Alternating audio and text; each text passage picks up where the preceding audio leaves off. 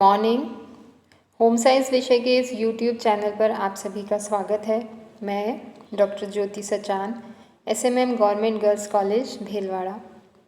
आज का ये जो वीडियो है इसमें हम अध्ययन करने जा रहे हैं विटामिन ए के बारे में। यह जो टॉपिक है यह टॉपिक लाभदायक है BSc home science second year के स्टूडेंट्स जो बायोकेमिस्ट्री का पेपर पढ़ते हैं और इसी के साथ जो न्यूट्रिशन के स्टूडेंट हैं जो न्यूट्रिशन के पेपर पढ़ते हैं उनके सिलेबस के अकॉर्डिंग यह वीडियो बनाया गया है। इसी के साथ जो बीए होम साइंस के स्टूडेंट्स हैं उनके सिलेबस में जहाँ भी आहार एवं पोषण का पेपर चलता है उसके सिलेबस को भी यह जो टॉपिक है यह कवर करता है।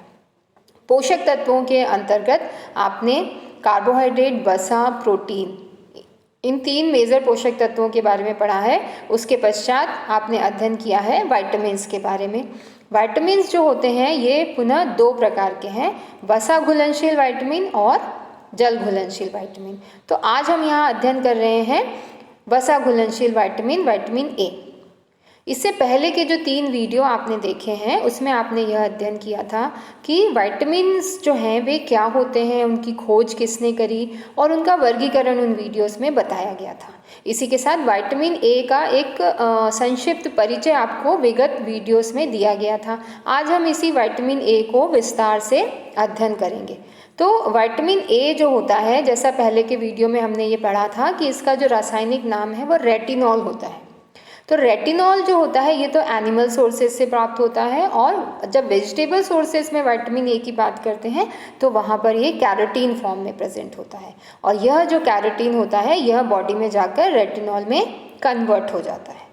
अब जो कन्वर्जन का प्रोसेस होता है उसमें कितना परसेंट कन्वर्ट हो पाता है, तो जो कैरोटीन होता है उसका केवल 25% ही रेटिनॉल में कन्वर्ट होता है, अर्थात 1/4 भाग जो है रेटिनॉल हमें प्राप्त होता है। इसके पश्चात हमने इसकी कुछ प्रॉपर्टीज़ के बारे में भी पढ़ा था कि विटामिन ए जो होता है वो एंटीज़ीरोप्थैल्मिक विटामिन भी इसको कहा जाता है। एंटीज़ीरोप्थैल्मिक विटामिन का मतलब होता है कि यह जो विटामिन है यह हमारी आँखों को स्वस्थ बनाए रखने के लिए आवश्यक होता है।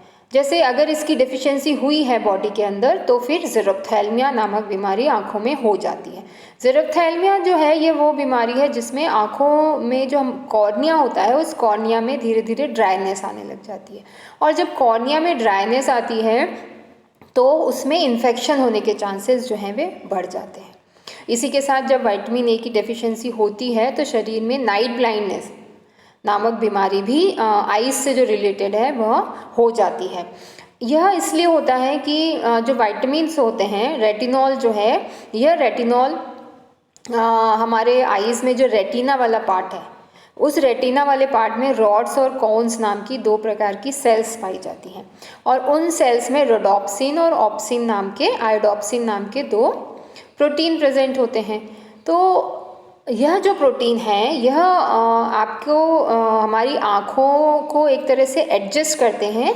फर्स्ट जो है वो तो कलर के लिए कि कलर हम पहचान सकें, और दूसरा होता है कि जब आप लाइट से डार्क में आ रहे हैं या डार्क से लाइट में जाते हैं तो आँखों को एक एडजस्टमेंट करना होता है।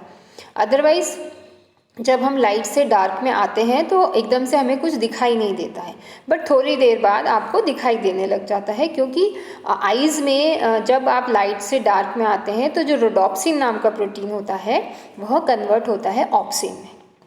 अब यह जो ऑप्सिन है वह वहीं रेटिना में, ब्लड में प्रेजेंट होता है रेटिनॉल, तो उस रेटिनॉल्स के कांटेक्ट में आके अगेन ये रोडोप्सिन में कन्वर्ट हो जाता है और थोड़ी देर बाद आपको, जब आप लाइट से डार्क में आते हैं और लगभग आधे मिनट बाद, 1 मिनट बाद आपको पुनः थोड़ा थोड़ा दिखाई देने लग जाता है। तो ये तो तब होता है जब आप एक नॉर्मल स्थिति में हैं, परंतु यदि शरीर में विटामिन ई की डेफिशिएंसी हो रही है तो उस स्थिति में होता यह है कि जब लाइट से डार्क में आप आते हैं तो रोडोप्सिन ऑप्सिन में कन्वर्ट होता है और उसको पुनः रोडोप्सिन में कन्वर्ट होने के लिए रेटिनॉल जो विटामिन ए है उसकी आवश्यकता होती है। परंतु अगर वो पर्याप्त मात्रा में उपलब्ध नहीं हो पाता है तो यह प्रक्रिया जो है वो बहुत स्लो हो जाती है। इसे विजुअल साइकिल बोला जाता है। और अगर इस प्रक्रिया में बाधा आ रही है तो व्यक्ति जब डार्क लाइट से डार्क में आ रहा है तो आँखों की जो एडजस्टमेंट पावर है वो रिड्यूस होने लग जाती है, और इसमें ये जो परिस्थिति है या ये जो स्थिति बनी है इसे नाइट ब्लाइंडनेस कहा जाता है। रतौंगी नाम की बीमारी है जो आँखों में हो जाती है, और यह विटामिन ए की कमी से होती है। इसके अलावा विटामिन ए जो होता है ये स्किन के लिए भी बहुत लाभदायक होता है, क्योंकि विटामिन ए की जब डेफिशिएंसी होती है तो स्किन की जो सेल्स हैं वे भी धीरे धीरे ड्राई होने लग जाती हैं, और जब सेल्स ड्राई होती हैं तो स्किन पर पैचेस हो जाते हैं, और धीरे धीरे इन पैचेस में क्या होता है, क्रैक्स होने लग जाते हैं, और इससे एक्जिमा की कंडीशन डेवलप हो जाती है। तो स्किन डिजीज़ को बचाने के लिए या स्किन डिजीज़ ना हो उसके लिए भी विटामिन ए का जो कंजप्शन है वो किया जाना अत्यंत ही आवश्यक होता है।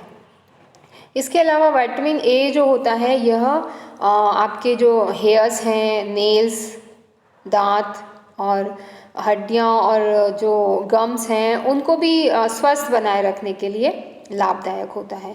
और जैसा कि आपने पढ़ा कि आँखों से संबंधित बीमारियां जैसे नाइट ब्लाइंडनेस हुआ या आँखों में सफ़ेद धब्बे दिखाई देने लग जाते हैं इसकी कमी से, तो आँखों को स्वस्थ बनाए रखने के लिए विटामिन ए आवश्यक होता है। इसके अलावा जो विटामिन ए है इसका रासायनिक स्वरूप अगर देखा जाए तो यह कैल्शियम के स्तर को बनाए रखने में या कैल्शियम के लेवल को मेंटेन करने में भी हेल्प करता है। और अगर शरीर में विटामिन ए की कमी हो गई है तो उससे कुछ संबंधित बीमारियां जो हैं वे देखी जाती हैं, जैसे आँखों से संबंधित बीमारियां हो जाती हैं, और स्किन डिजीज़ेज़ जो हैं विटामिन ई डेफिशिएंसी से ज़्यादातर आज के प्रेजेंट एनवायरनमेंट में देखा जाए तो स्किन डिजीज़ेज़ जो हैं वो बहुत ज़्यादा प्रिवलेंट हो रही हैं। तो उसके पीछे कारण ये है कि डाइट में जो विटामिन ए के सोर्सेज हैं वे धीरे धीरे कम होते जा रहे हैं। अब हम बात करते हैं सोर्सेज की। जैसा कि इस स्लाइड में आप देख रहे हैं, बहुत ही सुंदर स्लाइड है जिसमें आपको विटामिन ए के डिफरेंट सोर्सेज बताए गए हैं। इसमें हम इन सोर्सेज को एक बार रिकॉल कर लेते हैं। जैसे कैरेट, जितना भी येलो फ्रूट्स एंड वेजिटेबल्स होती हैं, for example carrot, papaya, pumpkin और मेलन्स जो हैं, पीचेस, इन सब में विटामिन ए जो है कैरोटीन फॉर्म में अवेलेबल होता है।